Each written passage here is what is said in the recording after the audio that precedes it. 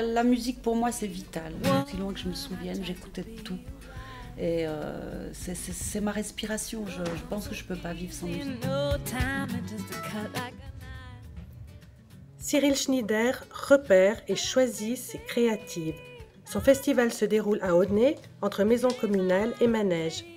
Cette année, Grace, la chanteuse américaine qui monte, mais aussi la brésilienne Seou, sans oublier bien sûr le cabaret fantastique de la Suissesse Erika Stucki. À l'heure des méga-productions, la directrice impose une musique de création au cœur de la cité. Alors Cyril Schneider, y croyez-vous vraiment? Donc ça fait 22 ans que je dirige cette structure. On a une programmation éclectique. Et effectivement, dans l'éclectisme, il y a des artistes en devenir, des artistes connus et quelques têtes d'affiche. Le public a envie de découvrir, a envie qu'on lui fasse découvrir des artistes de qualité. Et le côté populaire doit aussi rimer avec qualité. Il y a eu des artistes connus comme Brigitte Fontaine, Aléla Diane ou Jeanne Chéral et Soucilla Rahman entre autres. Mais nous avons eu aussi beaucoup d'artistes qui au moment où nous les avons prises, comme Sophie Hunger, Heidi Happy, Pauline Croze, n'étaient pas connues et depuis elles ont fait une très belle carrière. C'est vraiment des artistes qui ont une personnalité, un univers, c'est pas du tout des artistes Kleenex. Du reste, jamais je ne programme des artistes Kleenex. Artistes de hier, artistes de demain, 4 soirées exceptionnelles pour découvrir les créatives 2009. En attendant la scène, un avant-goût. Grace, c'est vraiment une artiste qui est en train d'exploser maintenant. Elle a fait Montreux, elle a fait Paléo, elle a fait toutes sortes de festivals. Bien sûr, elle vient des États-Unis, donc elle fait les festivals de partout.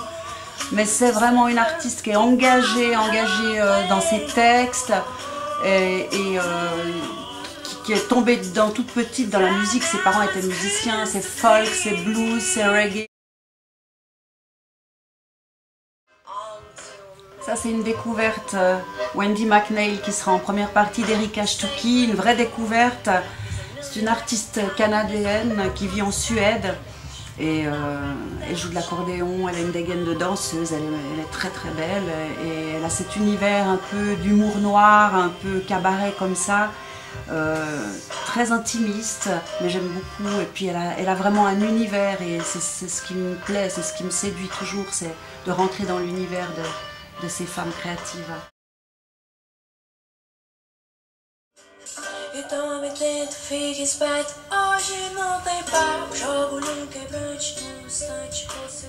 Ça c'est Seou, c'est un morceau assez classique celui-ci par rapport à tout l'album. C'est une toute jeune brésilienne, c'est son deuxième album.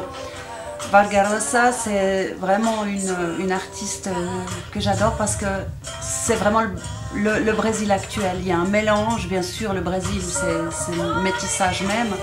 Mais elle mélange dans sa musique le jazz, l'afrobeat, les samba, bien sûr. Déjà la pochette de Karimouche, on voit bien un petit peu l'univers.